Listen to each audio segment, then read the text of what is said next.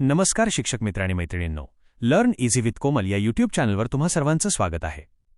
आज आपण इयत्ता चौथीच्या छत्रपती शिवाजी महाराजांच्या इतिहास विषयातील प्रकरण 6 स्वराज्य स्थापनेची प्रतिज्ञा हा अत्यंत महत्त्वाचा आणि प्रेरणादायी धडा अगदी सोप्या भाषेत शिकणार आहोत.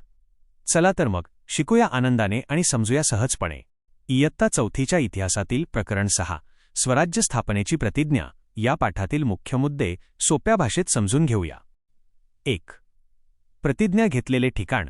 रायरेश्वराचे देऊळ. पुण्याच्या नैऋत्य दिशेला असणाऱ्या रायरेश्वर येथील भगवान शंकराच्या मंदिरात ही ऐतिहासिक घटना घडली. अतिशय शांत आणि निसर्गरम्य वातावरणात शिवाजी महाराज आणि त्यांचे मावळे एकत्र जमले होते. 2. स्वराज्य स्थापनेची प्रतिज्ञा. वर्ष 1645. शंकराला साक्षी मानून शपथ. 1645 मध्ये छत्रपती शिवाजी महाराजांनी आपल्या निष्ठावंत मावळ्यांसोबत रायरेश्वराच्या पिंडीवर हात ठेवून भगवान शंकराला साक्षी मानले. हिंदवी स्वराज्य. परकीयांचे राज्य संपवून स्वतःचे स्वतंत्र आणि न्यायी हिंदवी स्वराज्य निर्माण करण्याची ठाम प्रतिज्ञा त्यांनी येथे घेतली. 3. या प्रतिज्ञाचा मुख्य उद्देश. स्वराज्याची निर्मिती. लोकांवर होणारा अन्याय थांबवून स्वतःचे राज्य स्थापन करणे. स्वभाषा आणि स्वधर्म. आपल्या मातृभाषेचा आणि संस्कृती धर्माचा अभिमान बाळगणे व त्यांचे रक्षण करणे हा या प्रतिज्ञेमागचा मुख्य उद्देश होता. मावळ प्रांतातील परिस्थिती व शिवरायांचे धोरण. 1. कारभार. स्पष्टीकरण. त्या काळात पुणे जहागिरीची सर्व व्यवस्था आणि कारभार दादाजी कोंडदेव हे अतिशय कुशलतेने आणि काळजीपूर्वक सांभाळत होते. 2. देशमुखांचे आपापसातील भांडण. स्पष्टीकरण. 12 मावळ भागातील स्थानिक देशमुख हे आपल्या वतनदारीच्या, जमिनीच्या व हक्कांच्या लोभापायी आपापसातच सतत भांडत आणि लढत राहायचे. 3. शिवरायांची कृती. स्पष्टीकरण. मराठ्यांचे हे आपापसातील भांडण पाहून छत्रपती शिवाजी महाराजांच्या लक्षात आले की यामुळे नाहक मराठ्यांची ताकद वाया जात आहे, म्हणून त्यांनी या अंतर्गत भांडणांना अटकाव केला. ज्या देशमुखांनी ऐकले नाही किंवा दांडगाई केली त्यांना महाराजांनी योग्य मार्ग दाखवून आणि समज देऊन स्वराज्याच्या कामात एकत्र आणले. 3. प्रमुख सहकारी व वतनदार. शिवरायांना मानणारे वतनदार. छत्रपती शिवाजी महाराजांना मानणारे आणि त्यांना साथ देणारे प्रमुख वतनदार म्हणजे झुंजारराव मरळ, हेवतराव शिलमकर आणि बाजी पासलकर हे होते. प्रमुख देशमुख सहकाऱ्यांची नावे. शिवरायांच्या प्रमुख देशमुख सहकाऱ्यांमध्ये विठोजी शितोळे, जेधे, पायगुडे आणि बांदल यांचा समावेश होता. 4. स्वतंत्र राजमुद्रा. निर्मिती. शहाजीराजांनी छत्रपती शिवाजी महाराजांसाठी ही स्वतंत्र राजमुद्रा तयार करून दिली. भाषा. त्या काळात बहुतांश राजमुद्रा फारसी भाषेत असायच्या, पण शिवरायांची ही राजमुद्रा संस्कृत भाषेत होती. राजमुद्रेचा अर्थ. प्रतिपदेच्या चंद्रकोरीप्रमाणे हळूहळू वाढत जाणारी आणि संपूर्ण जगाला वंदनीय वाटणारी. शहाजीराजांचे पुत्र शिवाजीराजे यांची ही राजमुद्रा लोकांच्या कल्याणासाठी शोभून दिसत आहे. महत्त्व. ही राजमुद्रा म्हणजे स्वराज्य स्थापनेचा एक स्पष्ट संकेत होती. यामुळे शिवरायांचा संपूर्ण कारभार लोकांच्या कल्याणासाठीच आहे ही गोष्ट सर्व मावळ्यांच्या लक्षात आली. इयत्ता चौथी परिसर अभ्यासमधील प्रकरण 6 स्वराज्य स्थापनेची प्रतिज्ञा या पाठावरील अत्यंत महत्त्वाचे 20 MCQs वस्तुनिष्ठ प्रश्न पाहणार आहोत. चला तर मग व्हिडिओ शेवटपर्यंत नक्की पहा आणि तुमचा सराव सुरू करा. प्रश्न 1. स्वराज्य स्थापनेची प्रतिज्ञा कोणत्या देवालयात घेण्यात आली? पर्याय ए. जेजुरीचे खंडोबा मंदिर. बी. रायरेश्वराचे देऊळ. सी. तुळजापूरचे मंदिर. डी. त्र्यंबकेश्वर मंदिर.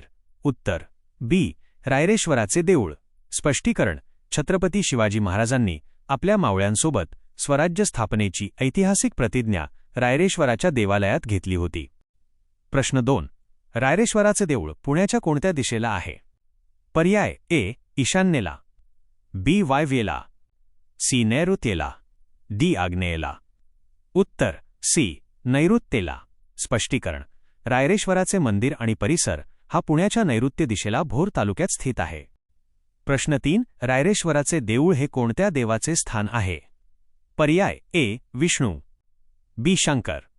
सी. गणपती. डी. मारुती.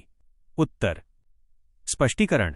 रायरेश्वर हे भगवान महादेवाचे, शंकराचे एक प्रसिद्ध आणि पवित्र स्थान आहे. प्रश्न 4. स्वराज्य स्थापनेची प्रतिज्ञा कोणत्या वर्षी घेण्यात आली? पर्याय ए. 1630. बी. 1645. सी. 1674. डी. 1650. उत्तर बी. 1645. स्पष्टीकरण. छत्रपती शिवाजी महाराजांनी वयाच्या 16व्या वर्षी म्हणजेच इ. स. 1645 मध्ये रायरेश्वराच्या मंदिरात स्वराज्याची प्रतिज्ञा घेतली. प्रश्न 5. शिवरायांनी स्वराज्य स्थापनेची प्रतिज्ञा कोणाला साक्षी ठेवून केली? पर्याय: ए. भगवान शंकर, बी. भवानी माता, सी. सूर्यदेव, डी. पवनदेव. उत्तर: ए. भगवान शंकर.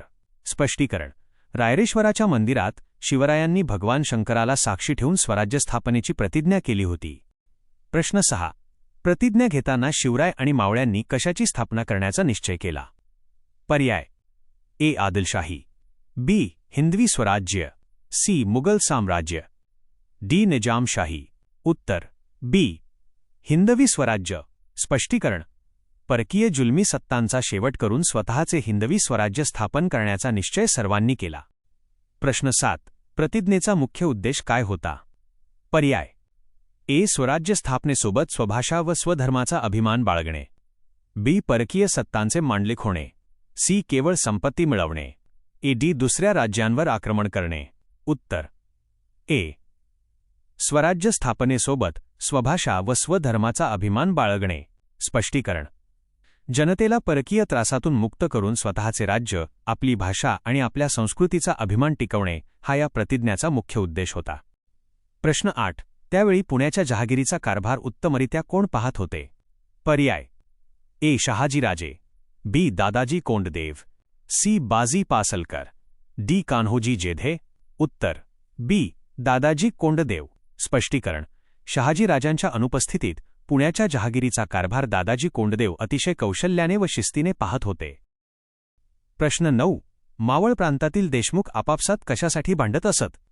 ए. दानासाठी, बी. वतनदारीच्या मोहापोटी, सी. स्वराज्यासाठी, डी. सैनिकांसाठी. उत्तर: बी.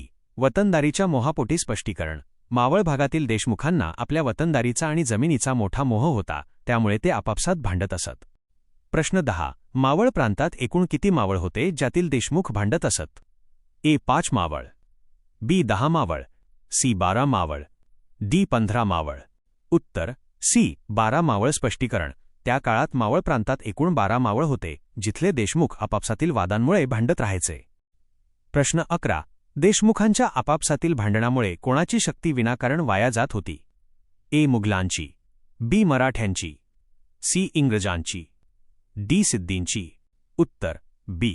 मराठ्यांची. स्पष्टीकरण: देशमुखांच्या आपापसातील भांडणांमुळे मराठ्यांचीच ताकद आणि शक्ती आपसात लढून वाया जात होती. प्रश्न 12.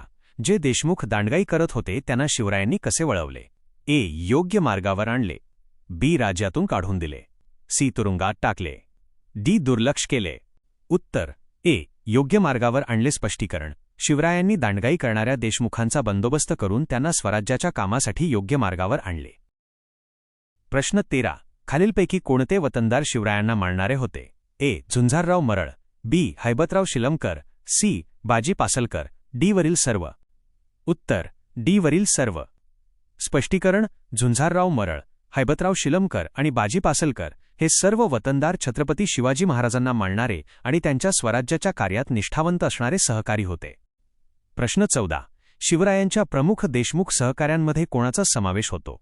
ए. विठोजी शितोळे, बी. जेधे व पायगुडे, सी. बांदल, डी. वरील सर्व. उत्तर: डी. वरील सर्व.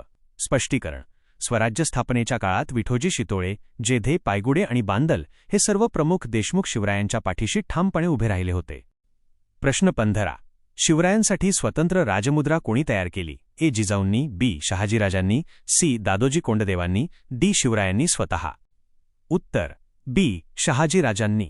स्पष्टीकरण: शहाजीराजांनी शिवरायांची स्वतंत्र कारभार करण्याची तयारी लक्षात घेऊन त्यांच्यासाठी संस्कृत भाषेतील एक स्वतंत्र राजमुद्रा तयार करून दिली होती. प्रश्न 16. त्या काळातील इतर राजमुद्रा कोणत्या भाषेत असत? ए. मराठी, बी. संस्कृत, सी. फारसी, डी. उर्दू. उत्तर: सी. फारसी.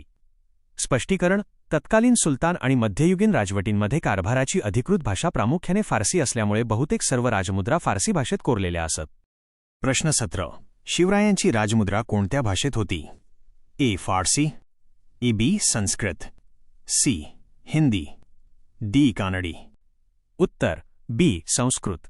स्पष्टीकरण: छत्रपती शिवाजी महाराजांची राजमुद्रा संस्कृत भाषेत कोरलेली होती.